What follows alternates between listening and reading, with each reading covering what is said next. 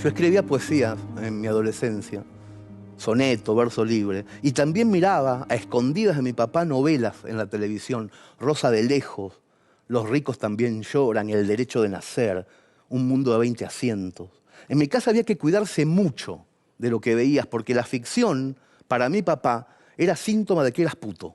Funcionaba así. En la tele, para ser hombre, había que ver fútbol, Fórmula 1, básquet, tenis y boxeo. Ni siquiera vóley, porque era ahí medio. Nada, ¿eh? Mi mamá y mi hermana tenían derecho a consumir cosas relacionadas con el arte, pero yo no. La sombra de Roberto estaba siempre al acecho, vigilando. Una tarde de domingo, terrible tarde, la más horrible de mi vida, mi papá me descubrió en un descuido enorme. Jugaban Boca y Racing, en directo. El partido empezaba a las 6 de la tarde. Roberto, mi papá, iba a llegar muy sobre la hora porque se había ido a jugar al tenis.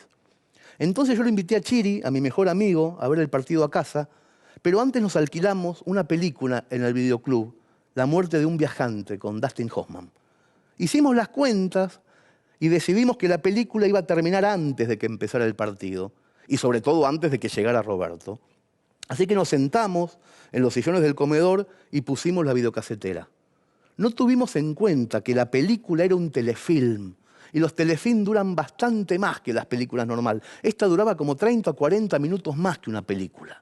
Cuando empezó el partido puntual, nosotros todavía estábamos en la escena en donde Willy Loman hace el monólogo final frente a su hijo Biff. Tremendo monólogo, muy de llorar. Para peor, Roberto venía 100 por hora en el auto porque Racing había metido un gol en el minuto 4. Nunca metió un gol en el minuto 4. Y esta vez sí, venía enloquecido. Mi papá porque odiaba llegar tarde. Escuchaba el partido por la radio mientras manejaba las puteadas, deseoso de poder verlo junto a su único hijo varón, su orgullo. Cuando mi papá llegó a casa y entró al comedor, dando por hecho que nos iba a encontrar a Chiri y a mí con 2 cervezas en la mano, con cara de camioneros, mirando el partido a los gritos, encontró a 2 varones llorando, a moco tendido en la semipenumbra, con los ojos en compota porque había muerto Willy Loman y nadie había ido al entierro. Nos encontró envueltos en una música tristísima que amariconaba todo el comedor en la semipenumbra. Se quedó seco Roberto Cassiari, estaqueado abajo del marco de la puerta. No sé qué pensó, no se lo pregunté nunca. Creo que desde ese día no hablamos más, mi padre y yo. Le tembló un poco el labio, el de abajo, y mirándonos dijo: ¿qué hacen? Lo dijo así, alargando la A. ¿Qué hacen? Como un lamento, como si le estuvieran dando una puñalada en el medio del árbol genealógico.